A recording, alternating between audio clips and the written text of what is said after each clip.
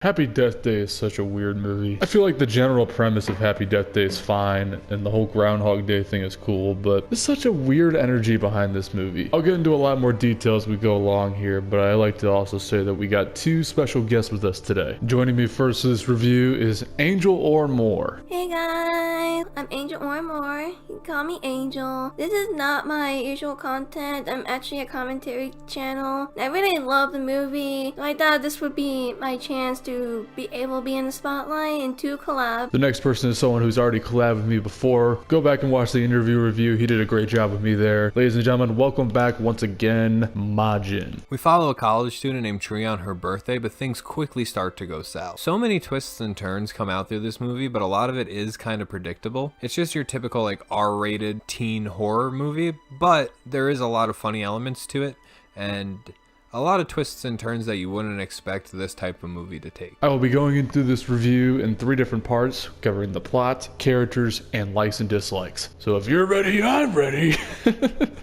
Fucking shiz, please. You just boo me? Think you can boo me? Kick your ass. So if you guys are ready, let's hit that subscribe button and let's get started.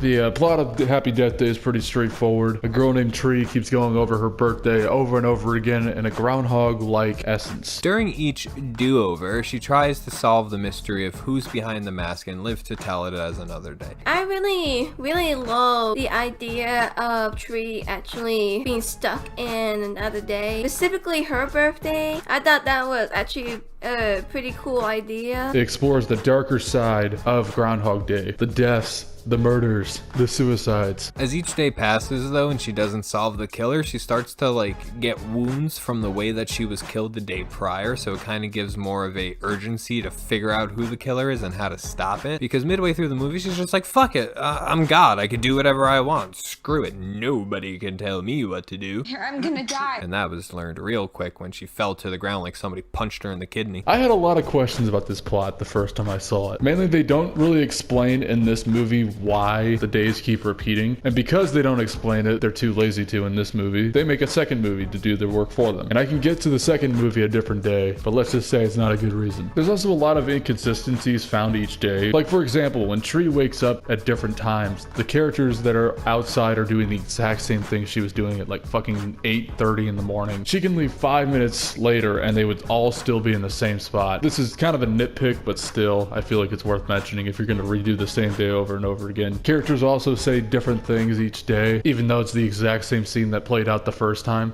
What is breakfast, Becky? We all miss breakfast, Becky. And yeah, I understand that characters will sometimes change what they say based on what Tree says the second time around, but I'm talking about the instances where nothing changes and everything stays the same, but yet somehow the dialogue still changes. And yes, this movie is taking a lot from Groundhog Day, and they do mention it. I don't think they did a bad job with it though. The more you look into it, the worse it gets. But for a general concept for a horror movie, I think it's fine. No matter what happened in the movie, no matter if Tree locked herself away in her room, if Tree walked down the street, if Tree was in a car, that fucking killer somehow found her every single time. How? Every time! Spoiler alert, there are 2 people that go after Tree. There's Toombs, aka Meth Head, and her best friend Lori. How does Lori keep a tab on her every day? Tree was going to very different places every part of the day. She would lock herself in her room. Or what about the car? Somehow the car tailed her out of there. Was Lori just waiting in the parking lot waiting for that shit to happen? And for multiple scenes it clearly shows that there's a male character behind the mask, which we automatically assume is Toombs because that's what the movie wants us to believe. And sometimes it is Toombs, and that's also really weird because how the hell does Toombs know where to go for all these? Lori just drugs Toombs up and he's like, okay, I'm gonna go to the frat house. Like I said, the more you think into the plot of this movie, the worse the movie gets. There's so many little things that ruin the entire movie. Alright, I got all my things about the plot. Now let's move on to the characters. Welcome to the Pleasure Dome.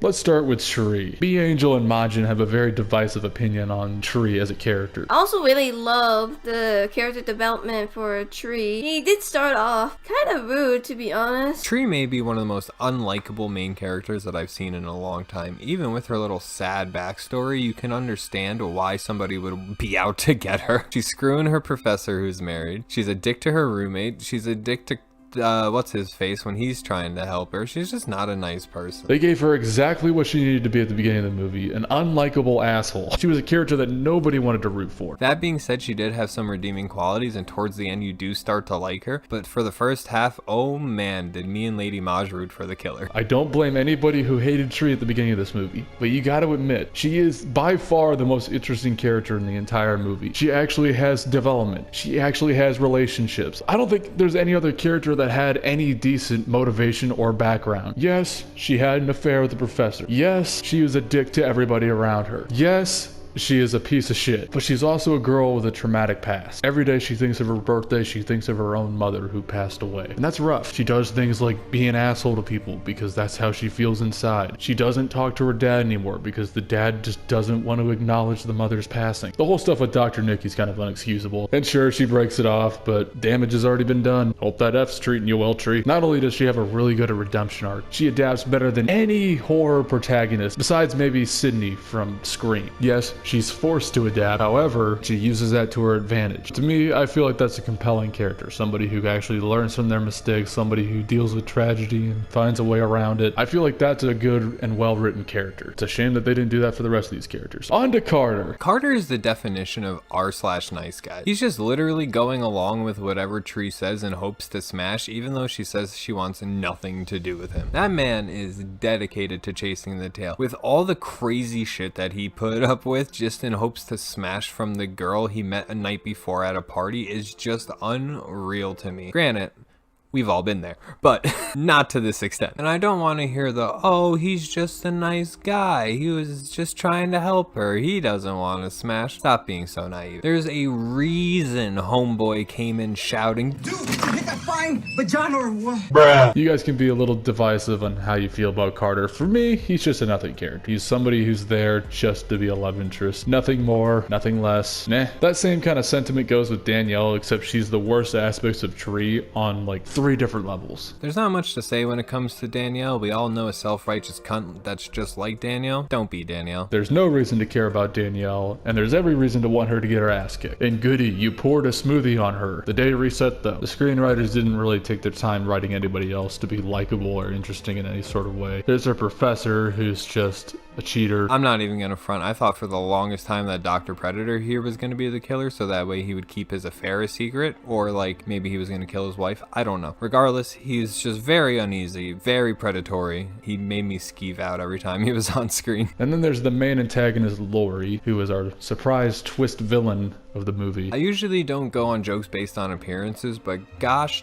darn it does Ruby remind me of Pleakley from Lilo and Stitch. And once I say it, you probably won't unsee it. Ruby is definitely one of the easiest and hardest characters to read by far. At first glance, you're like, she's a little too obsessed with Tree. It seems like she's gonna like kill her out of like jealousy or something. But then like you're like, oh no, that's just her best friend, you know, they're just homeboys. But Lori, again, just like every other character that isn't Tree in this movie, is one-dimensional and boring as shit. Even her as a killer was just random. Sure, she had motivation, but if that was the only qualifying characteristic for a good character, that makes up half the movie. I also want to know what fucking steroid she was using to kill Tree half the time. And then there's a lot of side characters, like I mentioned. Toombs. We're introduced to Joseph about like midway through the film. He's just like a crazy guy locked up in an insane asylum that do bad things to young girls. You're like, oh, it's definitely got to be this guy. And at one point they're like, oh, it is this guy. So you're like, oh, cool, case solved. We know who the killer is. But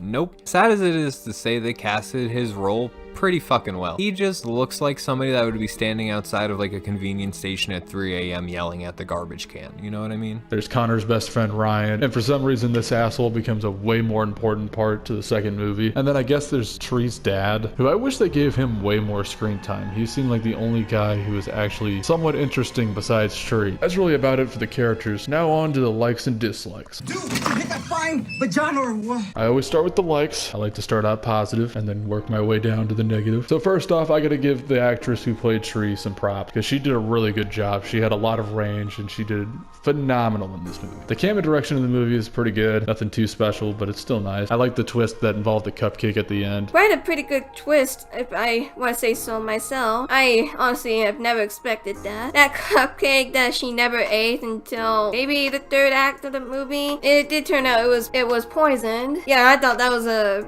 pretty interesting twist. And then the match to light the car was also a candle. I know it wasn't the same candle, but again, it's another teaser to the ending. So nice little hint of foreshadowing. Always appreciated. I do like the fact that there's actually some LGBTQ representation in the film. I cannot believe I didn't notice that the first time, but it was actually really cool to see the love is love phrase in one of the lines. I definitely did like that too. So yeah, I think that was pretty cool. Alright, so there are a couple honorable mentions that I do want to make that weren't included in like any of the character traits or plot points. That little mini montage that Tree has when she realizes like she doesn't die and she can do whatever she wants is actually like pretty empowering, and it got me hyped. I'm not even gonna front. Pleasure Dome. Now to my dislikes. A lot of the characters in this movie are very forgettable. I forgot half of the characters' names before I even watched the movie, and I've seen the movie like 6 times at this point. Hell, Majin even fucked up Lori's name. That just shows that the writing team for this movie did an absolutely terrible job of making anything memorable besides Tree. They had a good concept, and then they did the bare minimum. They really need you to look away for certain points. It is baffling the amount of shit that they need to do to look the other way, especially when it means a lot to the plot. Like everything that involves Lori, you have to look back on with a grain of salt because you have to wonder what the fuck she did to get there. And with Toombs, why the fuck was he even there? He's just an add-on character to throw the audience off. Yet somehow he's still attacking Tree every night. No matter if you think the killer's Lori, if you think the killer's Toombs, it doesn't make any sense either way because there's so much that still isn't explained no matter which side you go with. And you could say, oh, it's a mix of both. Fuck you. That's too easy. Why is it a mix of both? What would Lori possibly do differently? That does not make sense. The way Tree outed that gay guy was completely unnecessary. Like, she could have, like, brought him to the side. But no, they were, like, right out in the public. She's like, bro, you're gay! The effects of this movie are also inconsistent as hell. They're either okay or they're dog shit. Finally, why does she have that stupid-ass ringtone? Who sets that fucking ringtone up for their own birthday? How much of a narcissistic piece of shit do you have to be? Oh, fuck.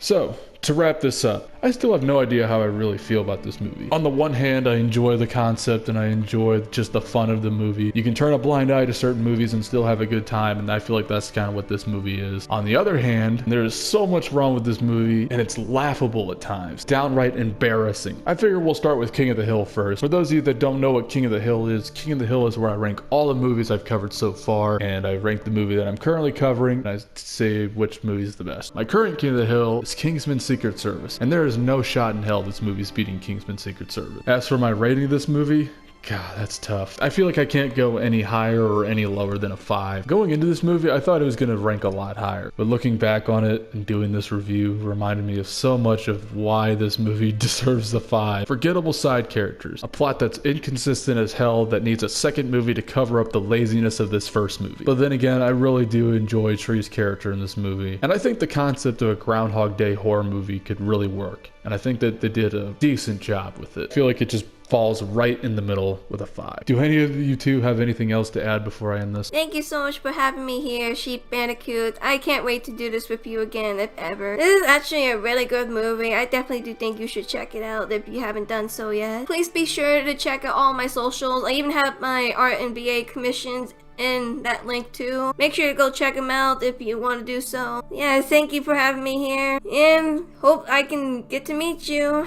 Bye! Thank you to Shep for allowing me to be on another video. This movie was a little bit of a hassle to sit through, but it came together towards the end. It was a wild ride. Me and Lady Maj did have a fun time laughing and goofing at it though, so good recommendation if you want like just a movie to pass the time with. I wouldn't recommend like going out of your way to watch this movie though, but definitely shout out to Shep. Thank you again. Thank you guys so much for watching. Again, make sure to subscribe if you haven't already. We have a lot of socials that I'm going to read off real quick. Instagram, check out Ship Bandicoot Clips. We do voting over there. Join our Discord link. We do a lot of voting over there now. Make sure to look us up on TikTok and follow our Twitch at Ship Bandicoot. And last but not least, go check out Angel or More, who's the one who recommended me the movie to review today. And of course, go check out Majin. Alright, now I gotta go edit this shit. Goodbye!